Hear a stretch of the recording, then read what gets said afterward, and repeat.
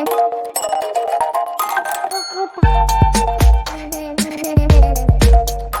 इस वीडियो में बात कर लेते हैं एलटी फूड्स की। क्विकली एनालिसिस देख लेते हैं। चैनल को लाइक एंड सब्सक्राइब करना मत भूलिएगा। तो एज एन एलटी फूड्स में आप देख रहे हो कि स्टॉक में आज यहाँ गैप अप ओपनिंग रही है और स्टॉक सही चलते हुए नजर आया। तो गैप अप ओपनिंग के बाद भी स्टॉक में काफ़ी तेजी रही थी। 447 450 के साइकोलॉजिकल लेवल के आसपास अपना यहाँ कहीं पर सेलिंग आई है। इसके ऊपर नहीं चल पाया। ईएमए से थोड़ा सा दूर भी चल रहा है स्टॉक। अगर देखें तो ओवरबॉट टेरिटरीज में बहुत ज़्यादा ट्रेल कर रहा है। आज का जो मूव था वो थोड़ा न्यूज़ ड्रिवन था। यहाँ पर अगर आप देखें तो न्यूज़ ड्रिवन क्यों था? जो अपना था कि भाई गवर्नमेंट ने लास्ट ईयर जो रिवाइज़ करी थी एमईपी, वो $950 पर टन था। फिर उसके बाद वो रिवाइज़ कर दिया था, 1200 के आसपास हो गया था, $1200। और इसमें अब ये है कि भाई यहाँ पे ये कटौतियाँ कर दी हैं। एमएसपी अब जो करी है वो डोमेस्टिक राइस पे कहीं ना कहीं अब वो हटा दी गई है। इसी वजह से ये अपनी तेज़ी देखने को मिल रही है। Announce the removal of MEP on the basmati rice in light of adequate domestic stock of rice available. तो यहाँ पे इसी वजह से ये सारे स्टॉक्स आज तेज़ी के साथ चलते हुए नजर आए। अब बात आती है कि एलटी फूड्स कहाँ तक चलेगा। केआरबीएल का एनालिसिस भी किया है मैंने, आप वो भी देख सकते हैं। ऑलरेडी पोस्ट कर दिया है मैंने चैनल पे, वो भी आप चेक कर सकते हैं। फिलहाल केआरबीएल ज़्यादा बेटर है एलटी फूड से, बिकॉज वो करेक्टेड स्टॉक है। इवन एलटी फूड उतना ज़्यादा करेक्टेड नहीं है, तो फोकस करिएगा एलटी फूड से ज़्यादा कि केआरबीएल आप कोशिश करो बाय करने की, बिकॉज ये ऑलरेडी ओवरबॉट चल रहा है। यहाँ पे देखें तो स्टॉक में गैप अप ओपनिंग जो रही है इस जोन के ऊपर रही है। तो मतलब अगर बाय एनी मीन्स कोई भी पुल बैक रहता है तो स्टॉक यहीं सपोर्ट लेगा 415 के आसपास।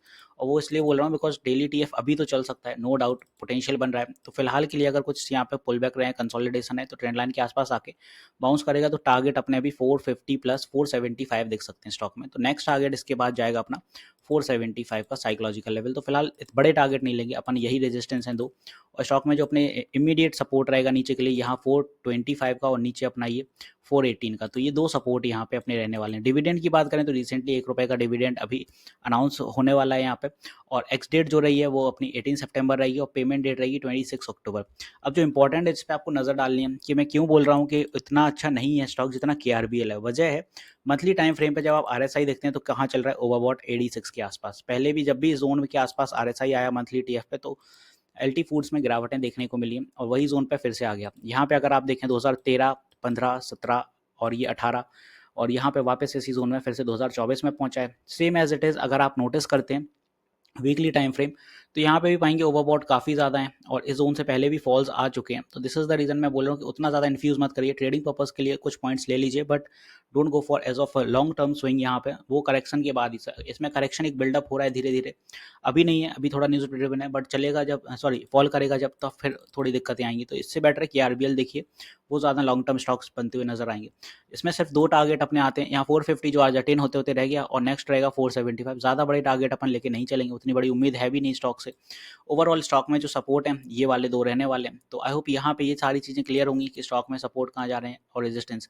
इसके जो रिजल्ट आए थे रिसेंटली एलटी फूड्स में, तो 155 सीआर का प्रॉफिट था। लास्ट टाइम जो जून क्वार्टर था वहाँ 137 का नेट प्रॉफिट था और सेल्स इस बार 2071 सीआर की थी, लास्ट टाइम 1778।